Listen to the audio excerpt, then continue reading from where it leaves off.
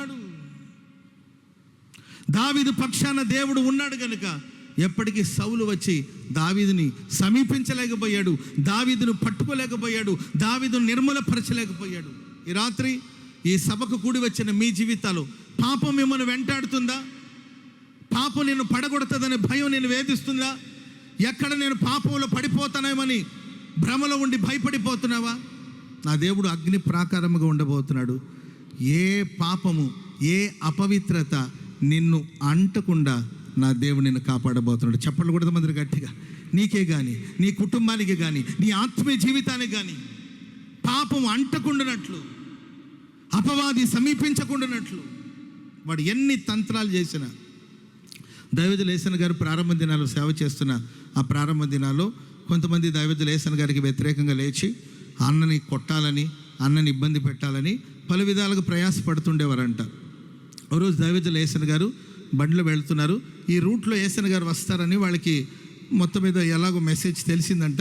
అందుకే ఆయన వచ్చినప్పుడు దారిలో ఆయన బండి ఆపి ఆయన కొడదామని మంచి కర్రలన్నీ కూడా చేత పట్టుకొని ఆయన వస్తే విపరీతంగా కొట్టి పడేయాలి అని వాళ్ళు ప్లాన్ చేసుకొని ఆ అమరావతి రోడ్లో ఎక్కడో కాపు కాశారంటే ఏసన్ గారి కోసం.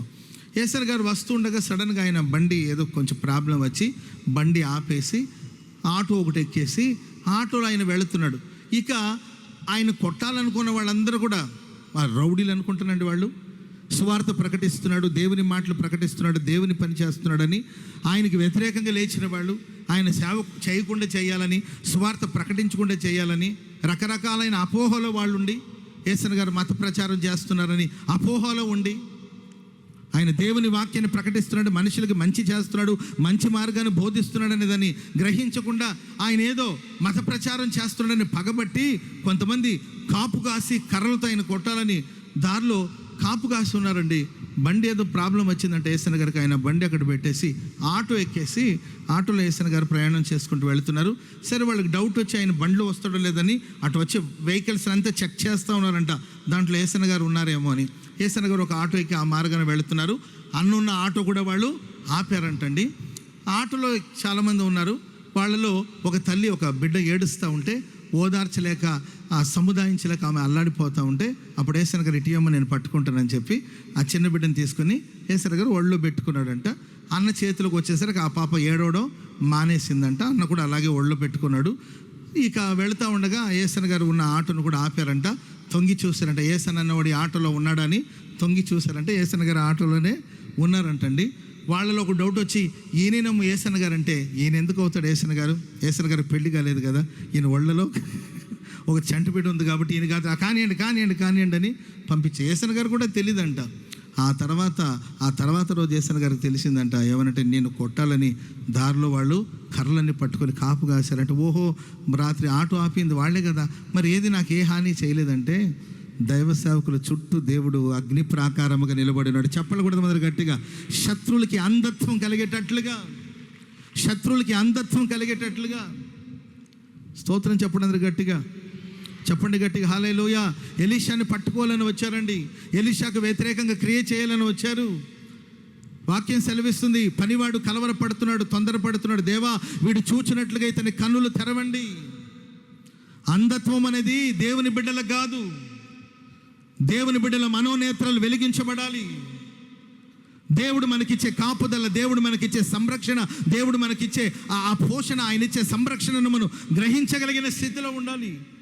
కానీ ఎలీషా పనివాడు కలవరపడుతున్నాడు, తొందరపడుతున్నాడు.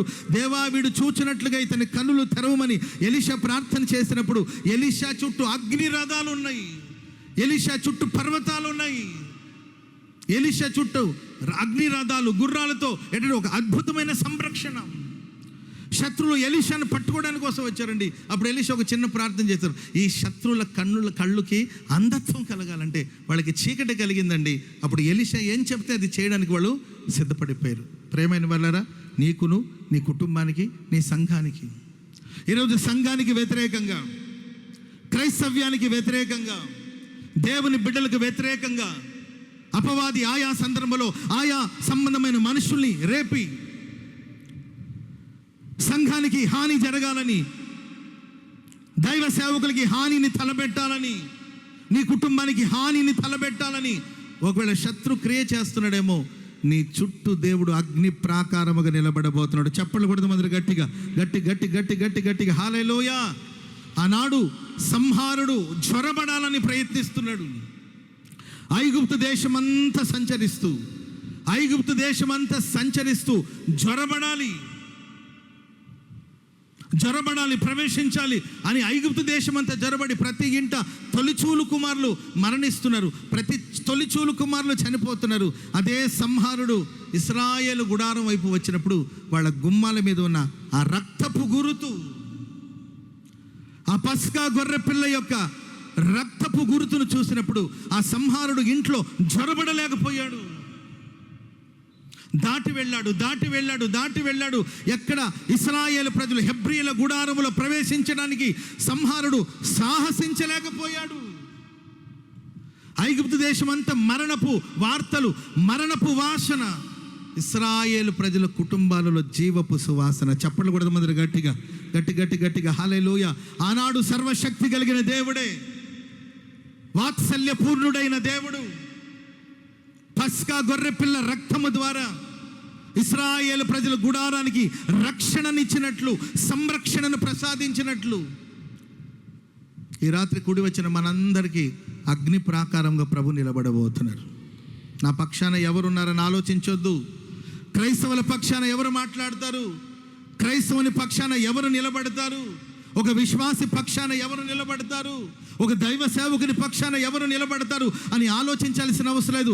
సాక్షాత్తు దేవుడే నీ పక్షాన అగ్ని ప్రాకారముగా నిలబడబోతున్నాడు. ఆమేన్ చెప్పండి గట్టిగా, చెప్పండి గట్టిగా హల్లెలూయా.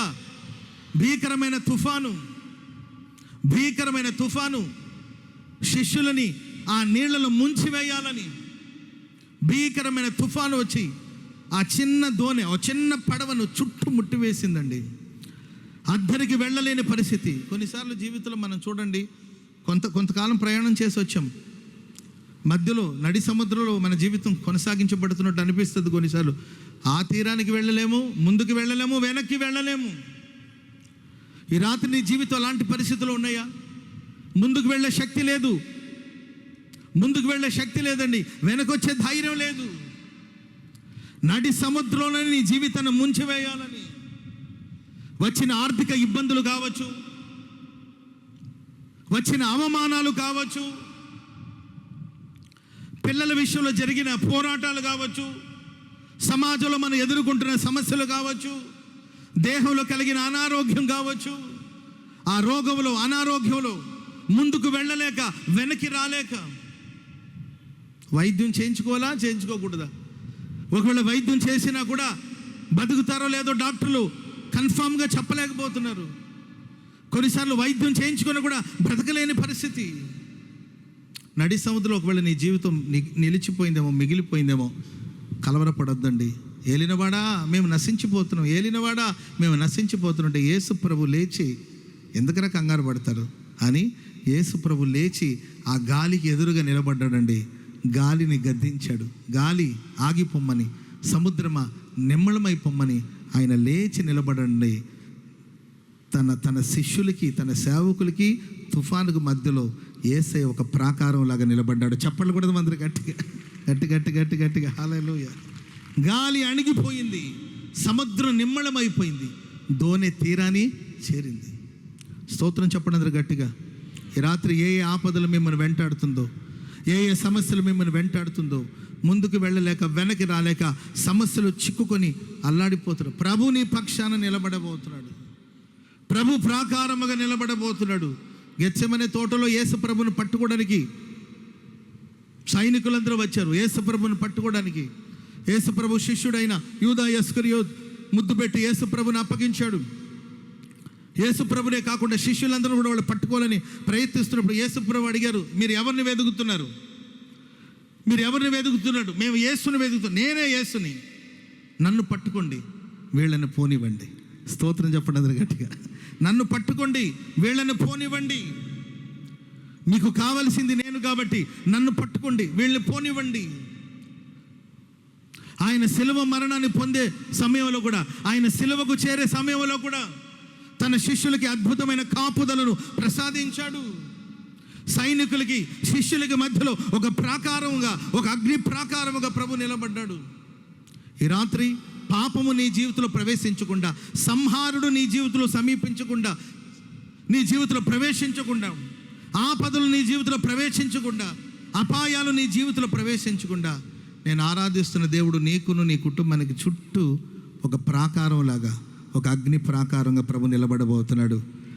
హల్లెలూయా. ఎందుకయ్యా మా మీద నీకు ఇంత జాలి, ఎందుకయ్యా ఇంతగా నీవు మమ్మల్ని కాపాడుతున్నావంటే ఆయన అంటే, నేను వాత్సల్యత కలిగిన దేవునిగా నీ వైపు చూస్తున్నాను, ఇక నేనే నీకు ప్రాకారముగా ఉండబోతున్నాను. స్తోత్రం చెప్పండి అందరూ గట్టిగా.